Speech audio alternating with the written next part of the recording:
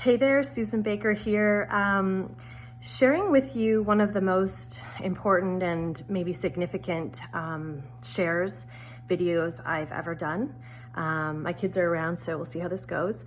Many of you have been following our journey through the blog, Life, Love, and Autism, or just through knowing us. And so you know that we continue to look at and advocate for how Andrew spends his time through the week. Including autism support and integration, inclusion in the regular school.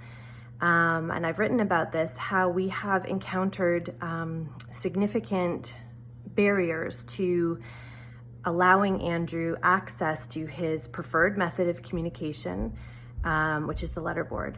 Not just preferred, but most able to express his thoughts, opinions, and insights. And so in an effort to kind of prove the use of this method and his cognitive ability and capability with this letterboard method, we pursued the services of a clinical psychologist. And so for many weeks, lots of time and hard work, we went through the testing and assessments of a psychoeducational assessment, which many families and many children have gone through. And so this is standardized testing for kids. And so the only accommodation Andrew was given was the use of his preferred method of communication, so the letterboard. So we worked with a clinical psychologist who has worked with other letterboard families. She works at one of Toronto's most respected and well-known autism centers and integrative services institute. And we are just recently off the phone with her, where she shared some of the preliminary results, and we've since received the report. And to say that we are floored by this is an understatement. It's very emotional. I'm shaking a little bit, but feeling it's important and special to share this with you and with other autism families because of the validation of what I think my husband and I always knew, but maybe never knew for sure. And so I actually wrote some things down because it's a lot. These tests are done, as I said, they're standardized. And so the questions that Andrew was asked were all the same questions that any other typical average kid would be asked, with the only accommodation, as I said, being his letterboard. And so he's marked against that. And so the psychologist came back and said that your child is significantly above average I'm gonna have a look, in certain areas, like language, which probably doesn't surprise anybody when you see what Andrew writes.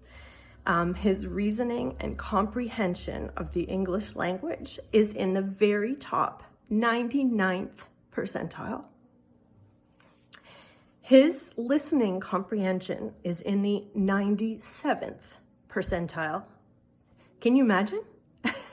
To see Andrew, you would think he's not even paying attention, let alone taking in what you or anyone else is saying, as is the case with most children on the spectrum. 97% language comprehension, and it goes on from there. Math above average for a child who's never formally been taught math.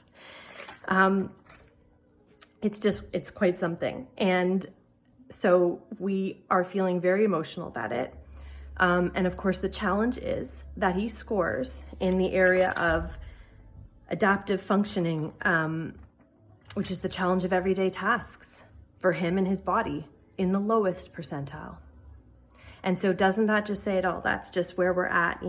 Here is a very, very bright mind, very, very intelligent child, challenged and limited by his brain-body disconnect and some of the, sensory challenges that he experiences living in the world that he was born into.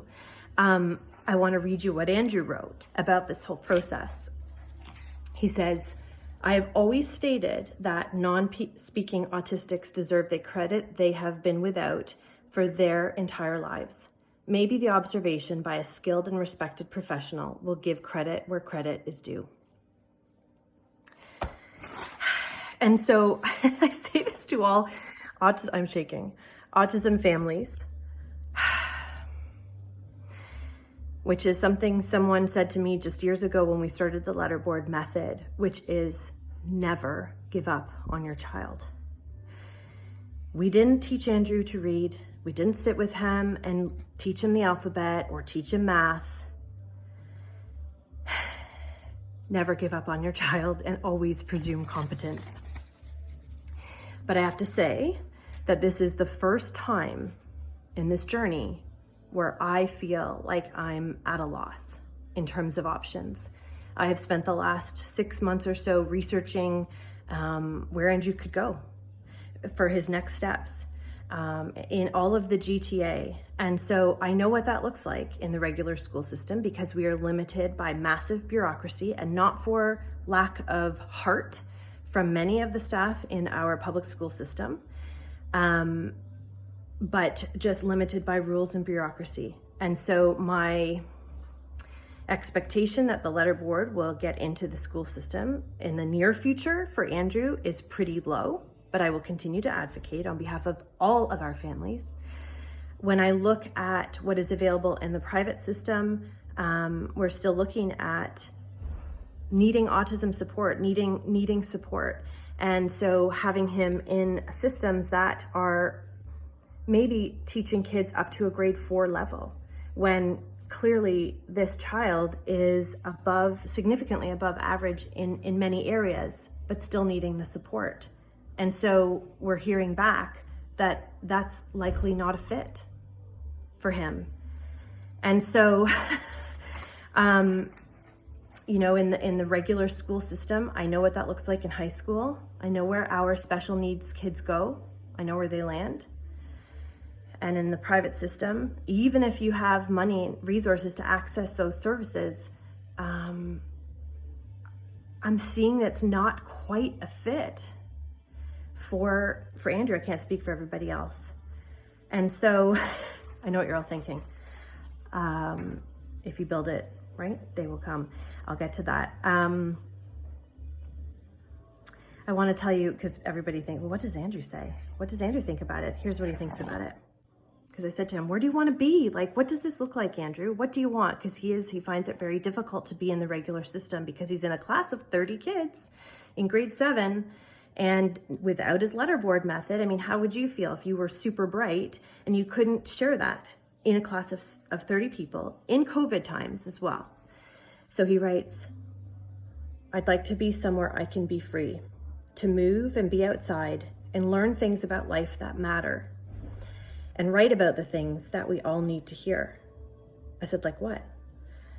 Like how to love each other and better our world. Where do you put this kid? It's such a beautiful and challenging place for us right now. And so I'm laughing because I have to take my own words. Many of you have read the words now. I keep showing this book, Lead with Love, finally putting our experience into words in one chapter in the book. And as I sat with this situation of where we're at, I realized I had been in this place before. And so I'm going to read this to you. This is from my own chapter, which I just finished a couple nights ago, reading it again. When I opened my eyes, lived in my heart, and made decisions from my gut, incredible things happened, moving away from living in fear, worry, and lack to living in trust, belief, and love. This is where the possibilities exist. This is where the solutions show up and the extraordinary happens. Because it's from this open place that we discovered the Letterboard. And so I know if I listen to my own words, and I say it again in the next page, trust in the process of life, in the journey of living, and live it. That's all you have to do. And so I know where we're at. I know that we're going to need to spend time in the unknown. I know that we're going to need to be in this open place without answers and clear direction in order to be shown the direction that we're meant to head. So there you go. Pretty significant milestone in this family's life and the pride I feel for my child and all of our children who are exceptional, truly exceptional, bright human beings with so much to offer and so much to give, needing a place and needing a purpose. And that's our job. That's our next step, to help them find that. So thank you for being along this journey, and clearly there's more to come. But just wanted to share that with you. Bye for now.